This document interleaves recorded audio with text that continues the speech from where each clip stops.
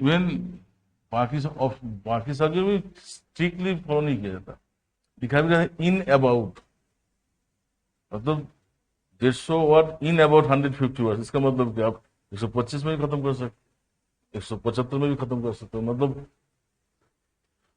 बहुत ज्यादा भी नहीं लिखना चाहिए, बहुत कम भी नहीं लिखना चाहिए। तो 150 तो 125 तक लिखना चाहिए। ऐसा नहीं 150 वर्ड में 100 में खत्म कर रहा है, वो भी खराब है। और ज्यादा लिखने से सेल्फ पेनलाइजेशन हो जाएगी, क्योंकि अगर आपका क्वेश्चन छूटेगा तो एग्जामिनर को मार्क्स कम देने का क्या जरूरत है, आप खुद ही करो ना कम। समझा ना? तो स्ट्रिक्टली वर्ड लिमिट ऑप्शनल में जीएस में मेंटेन नहीं होता, दिखाई in about. only there is a one place where strictly word limit is followed, that is precis in compulsory language. Hindi English में भी, हिंदी में भी। तो जो प्रेसी होता है ना, प्रेसी आपको एक कॉपी दे देगा, उसमें ऐसे पेज होता है,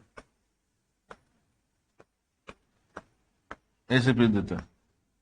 हर ब्लॉक में एक वर्ड लिखना है, और लास्ट में हम लोग वर्ड गिन के लिख के आना, जो भाई इतना वर्ड हुआ। और बहुत ज्यादा लिख देगा तो भी पेनल्टी मिलेगा, बहुत कम लिखेगा तो भी पेनल्टी मिलेगा। तो एग्जैक्ट 150 अगर बोलता है, नहीं पॉसिबल होता है, 10-15 पॉइंट से जाता है। तो यहाँ पे स्ट्रिक्टली वर्ड लिमिट मेंटेन होता है, बाकी में कोई जरूरत।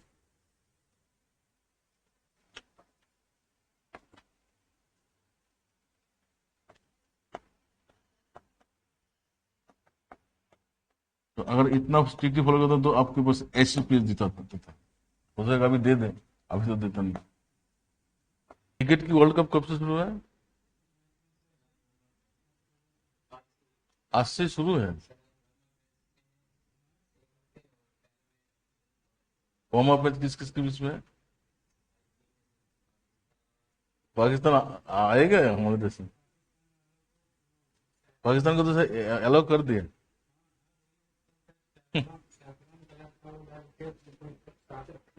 Saffron BJP.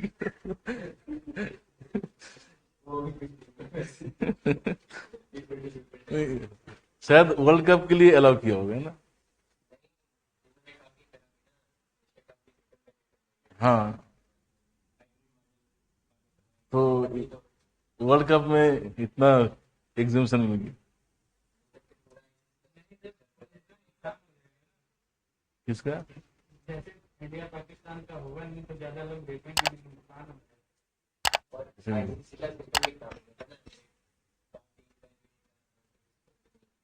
मुझे मेरे हिसाब से खेलना चाहिए दोनों के बीच। हाँ, पाकिस्तान में नहीं जा रहा कोई बात नहीं, वहां पे सिक्योरिटी की प्रॉब्लम है। इंडिया में आके तो खेल ही सकते हो, अच्छा लगता है मुझे बीच में मैच। आदमी तो जीते और हारे, बरस निकले।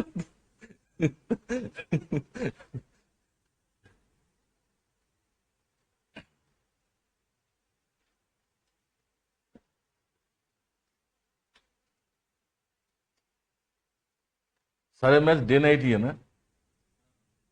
मैं देखता नहीं क्रिकेट। इंडिया पाकिस्तान देखेंगे। एक्चुअली मैं क्रिकेट देखते नहीं, इसलिए ना किसी प्लेयर का भी नाम नहीं जानता, दो ही आदमी जानता हूँ। एक रोहित शर्मा और एक विराट कोहली, और किसी को जानता ही नहीं। बहुत सालों से देखा नहीं। चलो, it takes place in each phase of cell cycle, क्योंकि G1 phase, there's only one arm of feminism.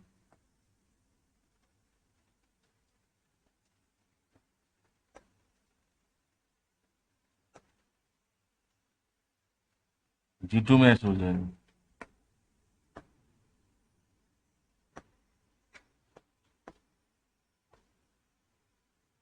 Just because of replication.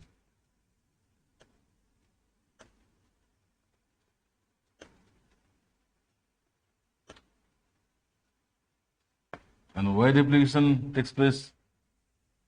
Because of division. occurrence.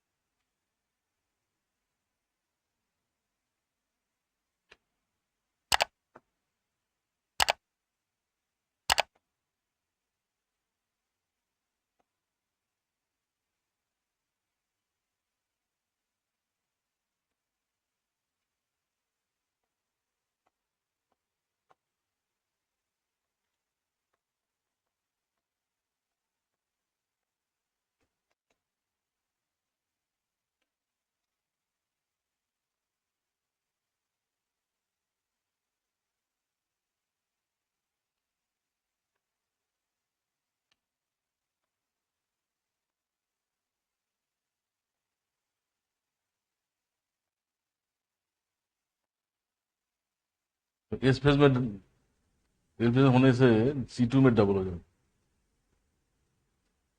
फिर डिविजन फेज में अलग हो जाता, जीवन में अगेन सिंगल हो जाता। ऐसे ही हो रहा है ना, डिविजन फेज में जाके दोनों अलग हो जाएगा। Two daughter cells will be produced, each daughter cell is having only one DNA.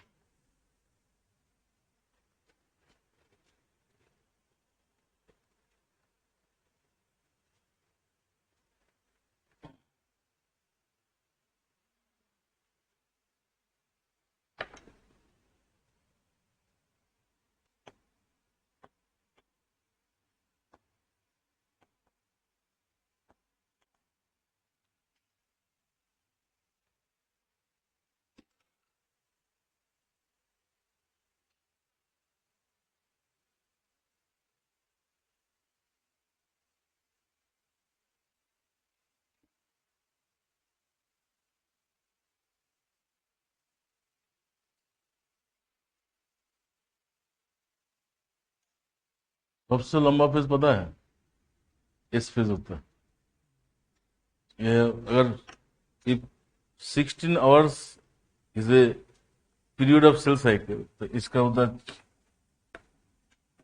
6 घंटा, इसका होता है 5 घंटा, इसका होता है 3 घंटे, सबसे छोटा ही हो।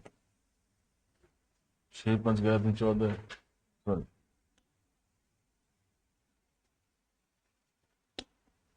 6 5 12 653 hours.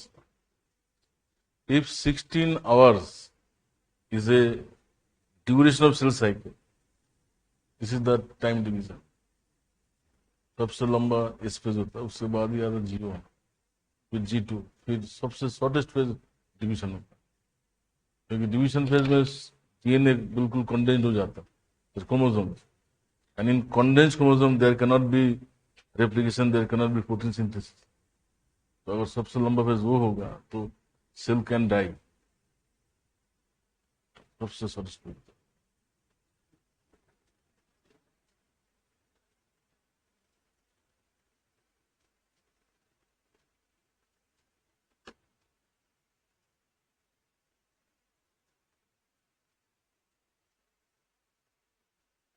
पता है, experimentally it has been seen, if G1 phase merges with S phase,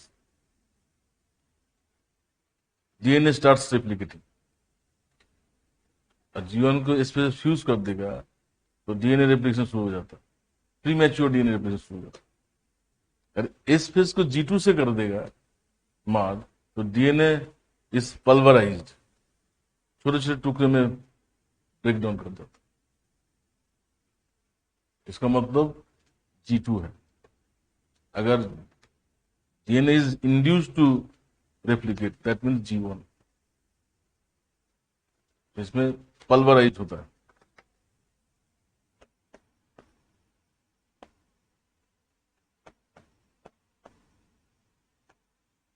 इसमें तो डीएनए रेप्लिकेशन हो गया, इसमें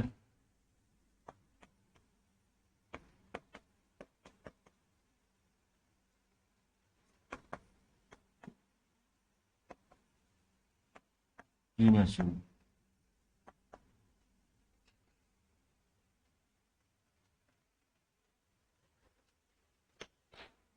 चलो 15 है तो इसको 4 कर देना, 16 होना चाहिए। अब मैं ड्यूरेशन 16 आवर का होगा तो 6, 5, 4 ही। वही मैं, मुझे कुछ डाउट लग रहा था। 16।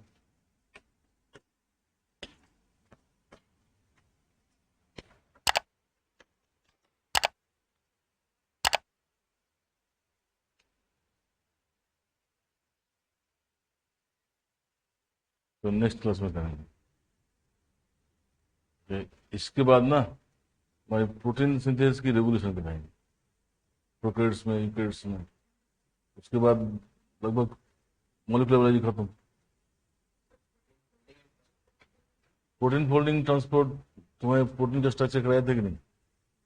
उसमें जो प्राइमरी सेकेंडरी वही तो फोल्डिंग हो रहा है, वही तो है, कराया था ना? Primary structure, secondary structure, tertiary structure, quaternary structure, वही तो फोल्डिंग है। करा तो दिखा।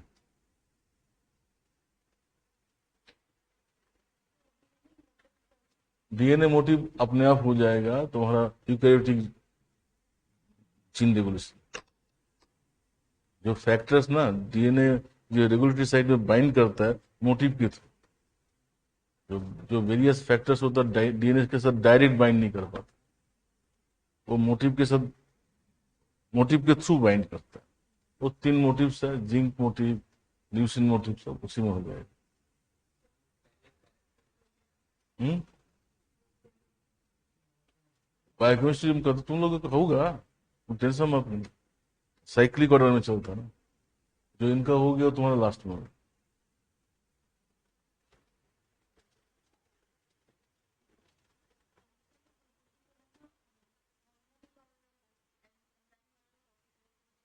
मैं तुमको इशू वीक में दे देंगे, हम मेरे पास बना हुआ है, तो उसको सब स्कैन करके भेजना है। कौन सा? हार्मोन्स का जो बेसिक चीजें मैं करा सकता हूँ। एक एक हार्मोन मत करो, बहुत लंबा पड़ जाएगा। और एक एक हार्मोन करने जाएगा, एक एक वाइटामिन करने जाएगा तो तुम्हें महीना लग जाए।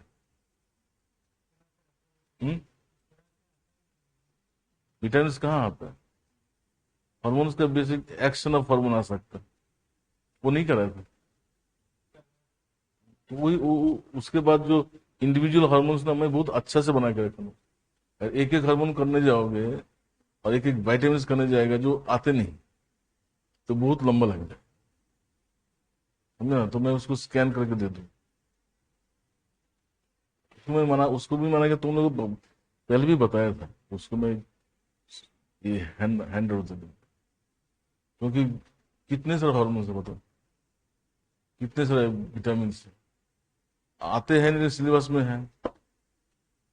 अच्छा, इम्यूनोग्लोबुलिन इम्यूनिटी करा देना, एंजाइम्स करा दिए। देखना लास्ट 2-3 साल में क्या 5 साल में हार्मोन से कोई इंडिविजुअल हार्मोन पे कोई क्वेश्चन नहीं, इंडिविजुअल वाइटामिन में भी क्वेश्चन नहीं। तो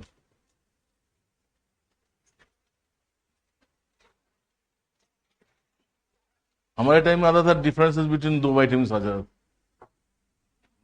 लेकिन वाइटामिन से कभी अकेले में नहीं आना। तो मेरे पास डिफरेंसेस भी दिया हुआ है, तो अलग अलग वाइटामिन कर लेंगे तो आप अपने आप डिफरेंसेस हो जाएगा।